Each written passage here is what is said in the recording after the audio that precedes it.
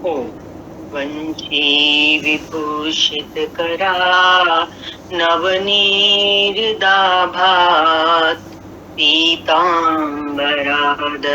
बिंब फलाधरोष्ठात्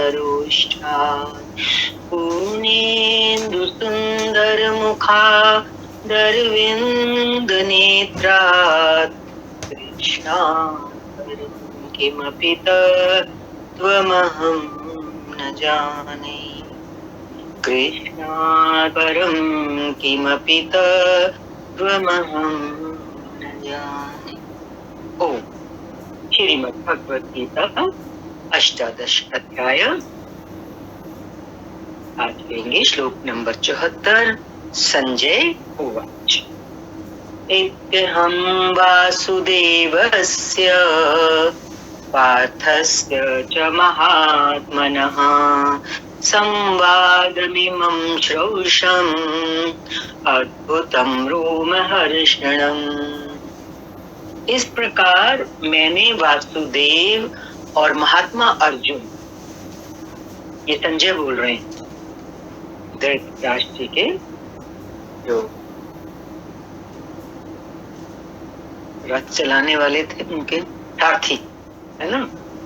क्या कह रहे हैं? मैंने वासुदेव और महात्मा अर्जुन, अर्जुन एक महात्मा है, योगी है, साधक है, ना कि कोई धनुर्धर जो मारने के लिए खड़ा।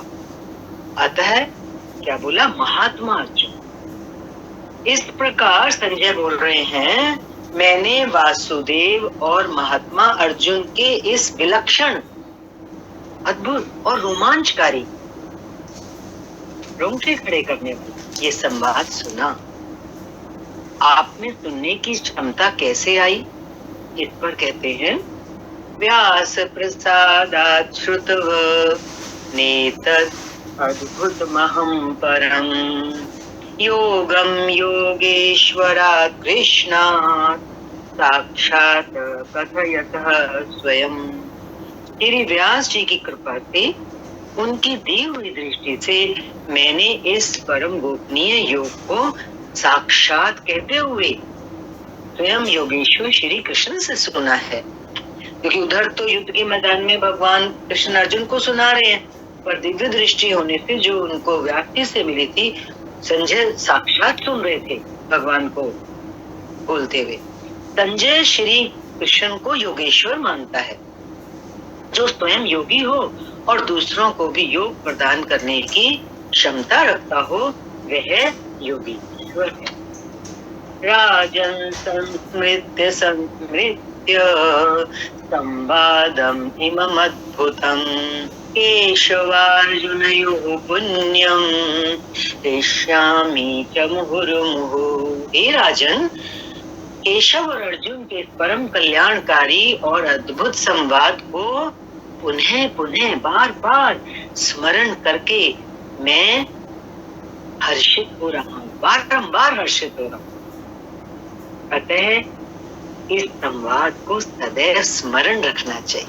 ये संवाद कैसा है सदा याद रखो, क्योंकि संजय के रोम रोम पुलकित हो रहे हैं, बार बार पुलकित हो रहे हैं वो। इस संवाद को बार बार स्मरण करना चाहिए और फिर इसी स्मृति से प्रसन्न रहना चाहिए। प्रसन्नता का भी राज बता रहे, जीवन में प्रसन्न रहना हो तो कहते रहेंगे भगवान कृष्ण और भगवान अर्जुन के इस संवाद का बार बार जीवन में रेपिटिशन करते रहे, स्मरण करते रहे, इसको दोहराते रहे, अपने को उसी में रखें।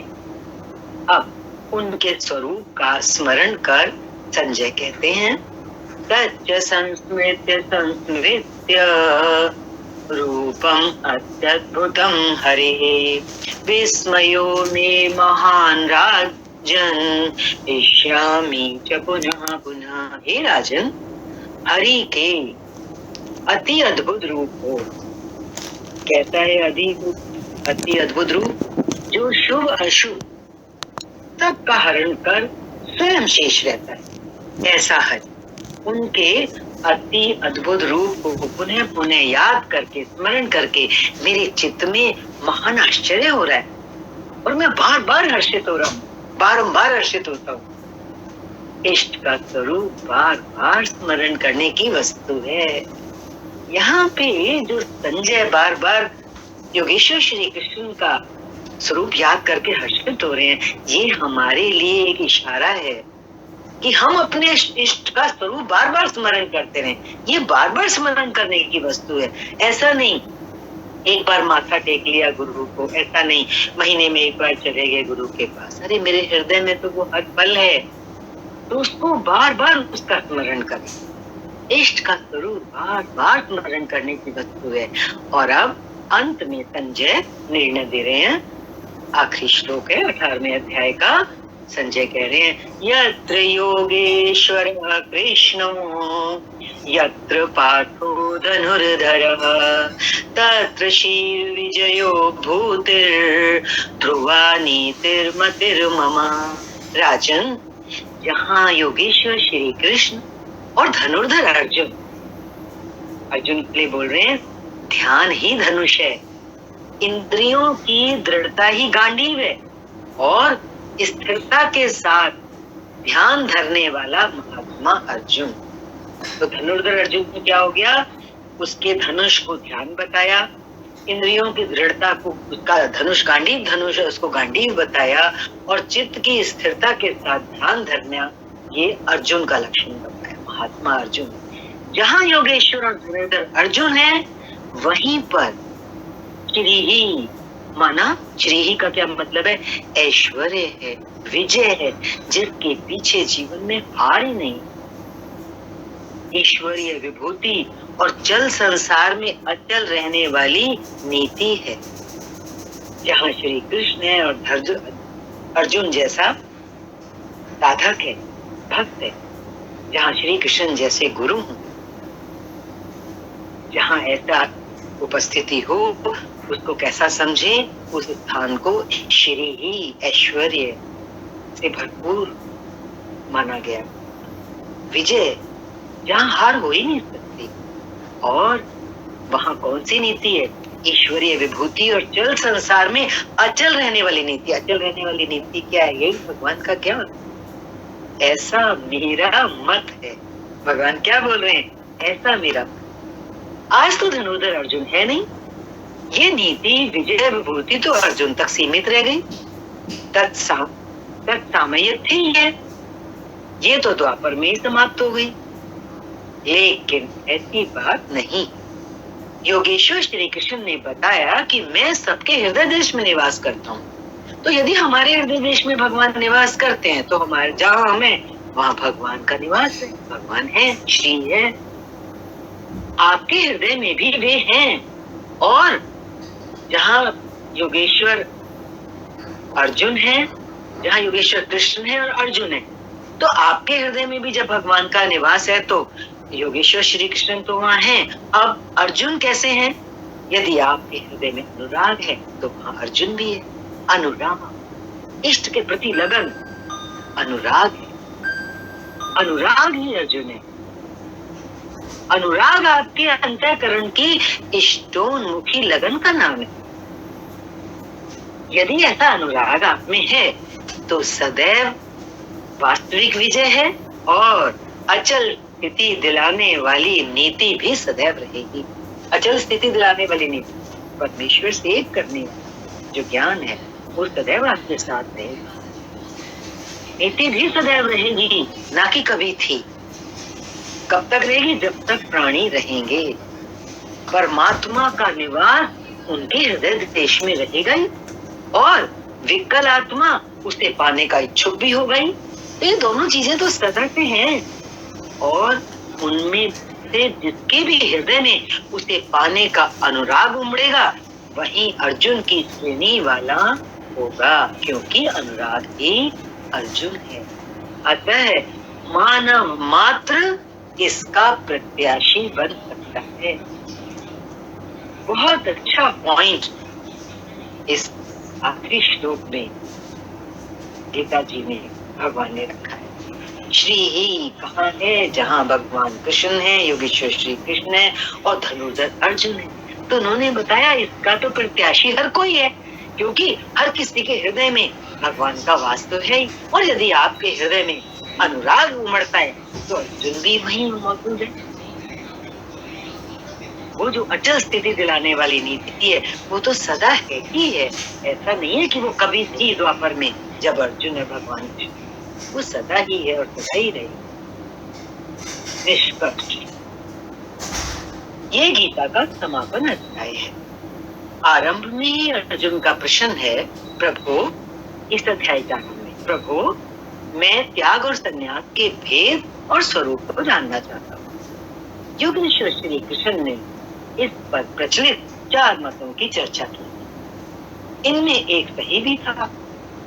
इससे मिलता जुलता ही निर्णय योगेश्वर श्री कृष्ण ने दिया।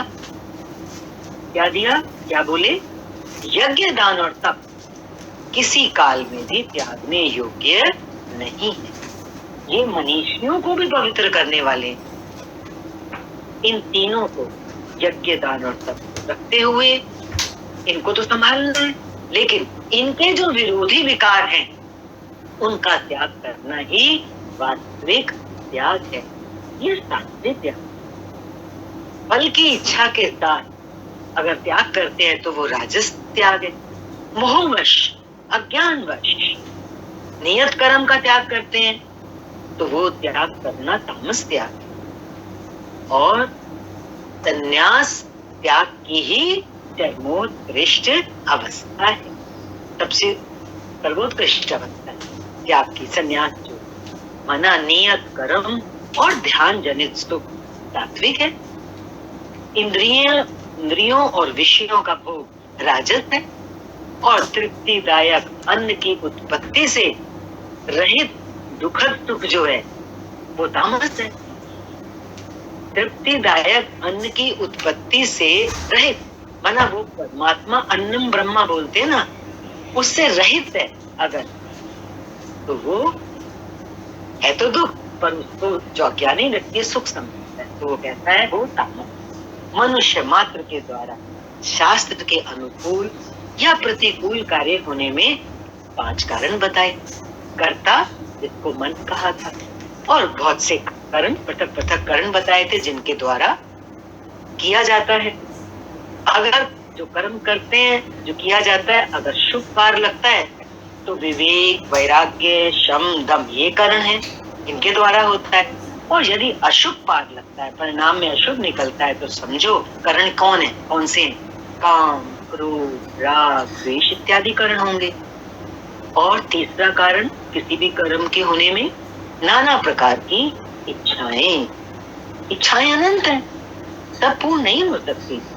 केवल वह इच्छा पूर्ण होती है जिसके साथ आधार मिल जाए। तो चौथा कारण है आधार। आधार में साधन, जिस साधन से हम तो करेंगे। और 5वां हेतु है दैव। दैव में प्रारब्ध या कहो संस्कार। प्रत्येक कार्य के होने में यही 5 कारण हैं। फिर भी इतना ये सब स्पष्ट रूप से बता चुके हैं, फिर भी कुछ लोग हैं जो कैवल्य स्वरूप परमात्मा को कर्ता मानने लगते हैं। ऐसे मूर्ख बुद्धि यथार्थ नहीं जानते। माना क्या कहना चाह रहे हैं भगवान कि भगवान नहीं करते, जबकि पीछे कह आए हैं। इतनी बात कहने के बावजूद भी भगवान नहीं करते, लेकिन पीछे भी भगवान ने क्या कहा था? अर्जुन, तू निमित्त मात्र होकर खड़ा भर रहे, करता धरता तो मैं हूँ। अंततः उन महापुरुष का आशय क्या है, इस पॉइंट को क्लियर कर रहे हैं। वस्तुतः ये बात क्लियर हो रही है ना कि करने वाले परमात्मा नहीं है, कर्ता परमात्मा नहीं है, लेकिन अर्जुन को उन्होंने बोला कि तू बस निमित्त मात्र खड़ा हो जा, करता धरता तो मैं हूँ। इस पॉइंट को क्लियर कर रहे हैं, बता रहे हैं कि प्रकृति और पुरुष के बीच एक आकर्षण सीमा रेखा है। जब तक मनुष्य प्रकृति की तरफ है, प्रकृति में बढ़ रहा है, तब तक तो उसको प्रेरणाएं माया से मिलती है। और जब वो इस सीमा से ऊपर उठकर इसके परे इष्ट को समर्पित हो जाता है, दूसरी तरफ चला जाता है, बोला ना एक सीमा है किसके बीच में, प्रकृति और पुरुष। तो प्रकृति से निकल के जब वो पुरुष की सीमा में आ जाता है, माना कि कहने का क्या मतलब है सीमा में आने का, प्रकृति से उठकर इष्ट को समर्पित, और वह इष्ट जब हृदय देश से, उस साधक से हृदय से रथी हो जाते हैं, फिर भगवान करते हैं। ऐसे स्तर पर ही तो अर्जुन था, संजय भी था, और सबके लिए इस कक्षा में पहुंचने का विधान भी है। कोई ऐसा न समझे कि संजय ही था और अर्जुन ही था, हर किसी के लिए रास्ता है। अतः यहाँ भगवान प्रेरणा कर रहे हैं, पूर्ण ज्ञाता महापुरुष, जानने की विधि और ज्ञेय परमात्मा, इन तीनों के संयोग से कर्म की प्रेरणा मिलती है। कौन से तीन दोबारा दोहरा रहे हैं? पूर्ण ज्ञाता महापुरुष 1, जानने की विधि नंबर 2, और ज्ञेय परमात्मा जो हमारा लक्ष्य है, ये 3, इन तीनों के संयोग से कर्म की प्रेरणा मिलती है। इसलिए किसी अनुभवी यानी कि सद्गुरु के सानिध्य में समझने का प्रयास करना चाहिए। इसके बाद वर्ण व्यवस्था के प्रश्न को चौथी बार लेते हुए योगेश्वर श्री कृष्ण ने बताया कि इंद्रियों का दमन, मन का शमन, एकाग्रता, शरीर, वाणी और मन को इष्ट के अनुरूप तपाना, ईश्वरीय जानकारी का संचार, ईश्वरीय निर्देशन पर चलने की क्षमता इत्यादि ब्रह्म में प्रवेश दिलाने वाली योग्यताएं ब्राह्मण श्रेणी के कर्म हैं। अब बता रहे हैं क्षत्रिय का, क्षत्रिय श्रेणी का शौर्य, बहादुरी है उसमें, पीछे ना हटने का स्वभाव, एक बार कदम आगे रख दिया तब वो वापस नहीं जाएगा, सब भागों पर स्वामी था, कर्म में प्रवृत्त होने की दक्षता कि मैं कर्म करूंगा, नियत करूंगा, ये क्षत्रिय श्रेणी का कर्म है। तीसरा वैश्य था ना, इंद्रियों का संरक्षण, वो रक्षा करेगा जैसे गोपालन करता है किसान। वैश्य इंद्रियों का संरक्षण कि वो गलत दिशा में ना जाए, भोगों में, विषयों में ना जाए। आत्मिक संपत्ति का संवर्धन, वो आत्मिक गुणों को बढ़ाएगा, जो प्राप्त की हुई है उनकी रक्षा करेगा, इत्यादि वैश्य श्रेणी के कर्म है। और शूद्र की बात आई, परिचर्या, सेवा शूद्र श्रेणी का कर्म है। शूद्र का अर्थ गलत वे में नहीं लेना है, शूद्र का अर्थ है अल्पज्ञ, जो भी कम जानता है, शुरुआत कर रहा है अपनी कक्षा की आध्यात्मिक। अल्पज्ञ साधक को जो नियत कर्म चिंतन में 2 घंटे बैठकर 10 मिनट भी अपने पक्ष में नहीं पाता, अल्पज्ञ वो नियत कर्म चिंतन में लगता तो है पर कुछ उसको प्राप्त नहीं होता, 2 मिनट भी 10 मिनट भी अपने पक्ष में उसको नहीं मिलते। शरीर अवश्य बैठता है, लेकिन जिस मन को टिकना चाहिए वो तो हवा से बातें कर रहा है। अब ऐसे साधक का कल्याण कैसे हो? तो क्या करना है उसको, अल्पज्ञ को, शूद्र श्रेणी के साधक को, उसे अपने से उन्नत अवस्था वालों की अथवा सद्गुरु की सेवा करनी चाहिए। शनै शनै उसमें भी संस्कारों का सृजन होगा, संस्कार के अंदर संक्रमितों से ट्रांसफर होंगे, ऊंची अवस्था वालों के माध्यम से, उनके संग से या सद्गुरु की सेवा से, और इस प्रकार वो अल्पज्ञ साधक भी गति पकड़ लेगा, मीन्स उन्नति कर लेगा।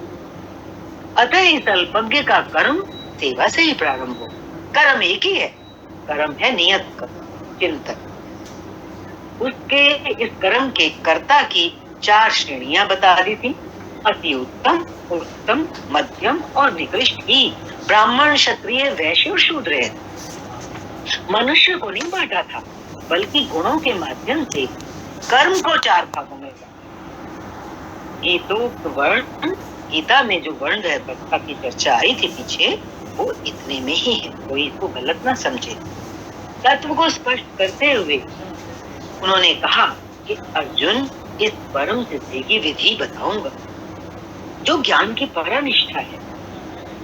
विवेक, वैराग्य, शम, दम, धारावाही चिंतन और ध्यान की प्रवृत्ति, ध्यान में मन लगे, इत्यादि ब्रह्म में प्रवेश दिला देने वाली सारी योग्यताएं जब परिपक्व हो जाती हैं, पक जाती हैं, पराकाष्ठा को पहुंच जाती हैं, और इसके साथ साथ काम, क्रोध, मोह, राग, द्वेष आदि प्रकृति में घसीट कर रखने वाली जो प्रवृत्तियां हैं, जब वो पूरी तरह शांत हो जाती हैं, उस समय वो व्यक्ति ब्रह्म को जानने योग्य होता है। देख रहे हो, ब्रह्म को जानने की तब योग्यता बनती है, तैयार होती है। और ध्यान देने वाली बात है, उसी योग्यता का नाम पराभक्ति। पराभक्ति के द्वारा ही वह तत्व को जानता है। पराभक्ति के द्वारा ही वह तत्व को जानता है। तत्व क्या है? बताया, मैं जो हूँ, जिन विभूतियों से युक्त हूँ, उसको जानता है। अर्थात परमात्मा जो है अव्यक्त, शाश्वत, अपरिवर्तनशील और जिन अलौकिक गुण धर्मों वाला है, फिर वो उसे जानता है। और जानकर, जब एक बार जान जाता है तो जानकर वो उसी क्षण मुझ में स्थित हो जाता है। अतः तत्व है परम तत्व, ना कि वो 5 तत्व पृथ्वी जल तेज वायु जो बताते हैं और 25 तत्व जिनको मिला के शरीर बनता है, वो नहीं। तत्व है परम तत्व परमेश्वर। प्राप्ति के साथ आत्मा उसी स्वरूप में स्थित हो जाता है और उन्हीं गुण धर्मों से युक्त होता है। अब ईश्वर का निवास बताते हुए योगेश्वर श्री कृष्ण ने कहा, अर्जुन, वह ईश्वर संपूर्ण भूतों के हृदय देश में निवास करता है। किंतु समस्या क्या है? सबके हृदय देश में निवास तो करता है, किंतु माया रूपी यंत्र में बैठे हुए, आरूढ़ होकर चढ़े हुए माया में, जैसे किसी यंत्र में गोल गोल घूम रहे हैं। ये दुनिया के लोग इसलिए नहीं जानते। मैं उनके इतने करीब हृदय में बैठा हूँ, फिर भी वो इसलिए नहीं जानते। माया रूपी यंत्र में कैसी आरूढ़। अतः अर्जुन, तू हृदय में स्थित उस ईश्वर की शरण लिया। इससे भी गोपनीय एक रहस्य और है कि संपूर्ण धर्मों की चिंता छोड़कर तू मेरी शरण में आ, तू मुझे प्राप्त होगा। ये वाला रहस्य जो है, ये अनधिकारी से नहीं कहना चाहिए। अनधिकारी मीन्स जिसकी पात्रता तैयार, जिसकी श्रद्धा नहीं, मीन्स जो भक्त नहीं है, उससे नहीं कहना चाहिए। लेकिन जो भक्त है, श्रद्धावान है, उससे तो अवश्य कहना चाहिए। अगर उससे छुपा के रखेंगे तो उसका कल्याण कैसे होगा? अंत में योगेश्वर श्री कृष्ण ने पूछा, अर्जुन, मैंने जो कुछ कहा उसे तूने भली प्रकार सुना, समझा? तुम्हारा मोह नष्ट हुआ कि नहीं? अर्जुन ने कहा, भगवान, मेरा मोह नष्ट हो गया। मैं अपनी स्मृति को प्राप्त हो गया हूँ। मैं जो अपने आप को भूल गया था, अपने वास्तविक स्वरूप को, वो स्मृति मेरी वापस लौट आई है। मैं समझ गया मैं कौन हूँ, मैं उसमें स्थित हो गया। आप जो कुछ कहते, अब इतनी श्रद्धा कि मेरे सद्गुरु ने मुझे कहां से कहां पहुंचा दिया।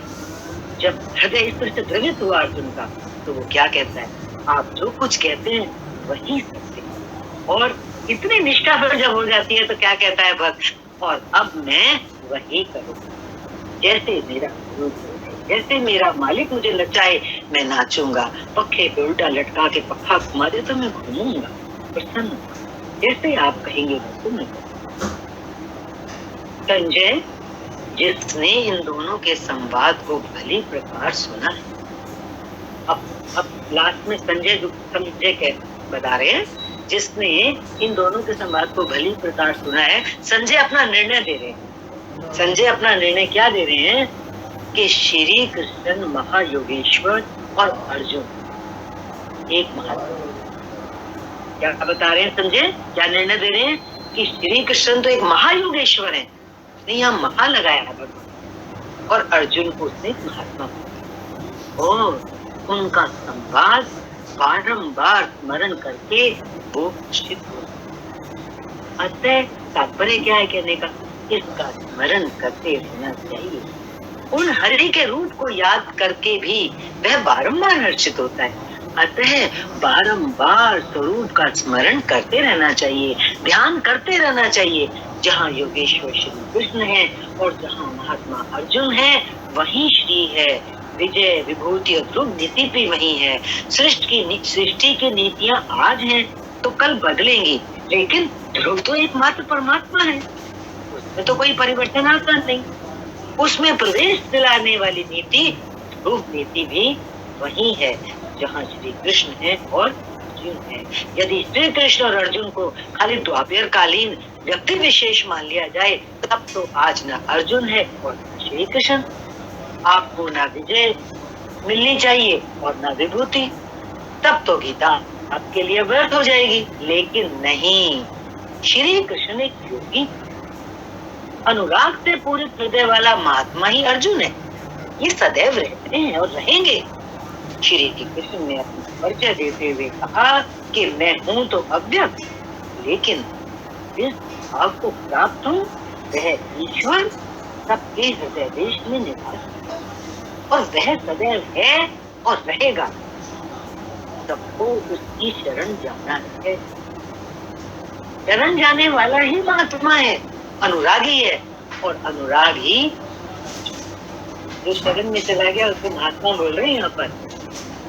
इसके लिए किसी स्थित प्रज्ञ महापुरुष की शरण में जाना निदान आवश्यक है, क्योंकि वही इसके प्रेरक है, प्रेरणा देने वाले। इस अध्याय में संन्यास का स्वरूप स्पष्ट किया कि सर्वस्व का न्यास ही संन्यास है। केवल कपड़ा धारण कर लेना, बाना धारण कर लेना संन्यास नहीं है, बल्कि इसके साथ एकांत का सेवन करते हुए नियत कर्म में अपनी शक्ति समझकर या समर्पण के साथ सतत प्रयत्न और परिभाषा अति आवश्यक। प्राप्ति के साथ संपूर्ण कर्मों का त्याग ही संन्यास है।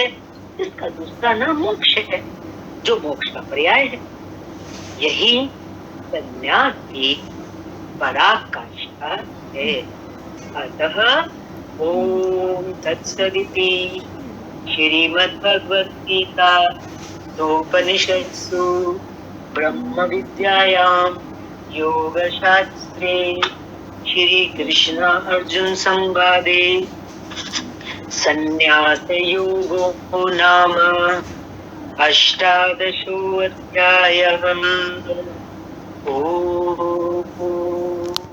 आरती। ओम जय भगवद गीते मैया, जय भगवत गीते। हरि कमल बिहारिणी, हरि कमल बिहारिणी, सुंदर सुपुनीते। ओम जय भगवत गीते। कर्म सुम प्रकाशिनी, कामा शक्ति हरा मैया, कामा शक्ति हरा। तत्व ज्ञान विकाशिनी, तत्व ज्ञान विकाशिनी, वेद्या ब्रह्म परा। ओम जय भगवद गीते। निश्चल भक्ति विहारिणी, निर्मल मलहारी मैया, निर्मल मलहारी।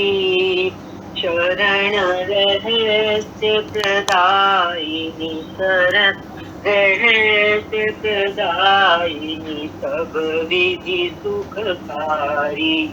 ओम जय भगवद गीते। राग द्वेष विदारिणी, कारिणी मोद सदा मैया, कारिणी मोद सदा। भव भय हारिणी तारिणी, भव भय हारिणी तारिणी, परमा नंद प्रदा। ओम जय भगवद गीते। आसुर भाव विनाशिनी, नाशिनी तमरजनी मैया, नाशिनी तमरजनी। दैवी सद्गुण दायिनी, दैवी सद्गुण दायिनी, हरि रसिका सजनी। ओम जय भगवद गीते। समता त्याग सिखाविनी, हरि मुख की बानी मैया, हरि मुख की बानी। सकल शास्त्र की स्वामिनी, सकल शास्त्र की स्वामिनी, रानियों की रानी। ओम जय भगवद गीते। दयालुता पर सावनी मातु कृपा कीजिए, मैया मातु कृपा कीजिए। हरि पद प्रेम दाने कर, हरि पद प्रेम दाने कर, अपनों कर लीजिए। ओम जय भगवद गीते। ओम जय भगवद गीते। मैया जय भगवद गीते। हरिय कमल विहारिणी सुंदर सुपुनीते। ओम जय भगवद गीते। ओम श्री कृष्णार्पणमस्तु। कांची बिहारी लाल की जय। जय जय श्री राधे। सद्गुरुदेव भगवान की जय। सृष्टि के सभी महापुरुषों संतों के चरण कमलों में नमन प्रणाम। ओम ओम।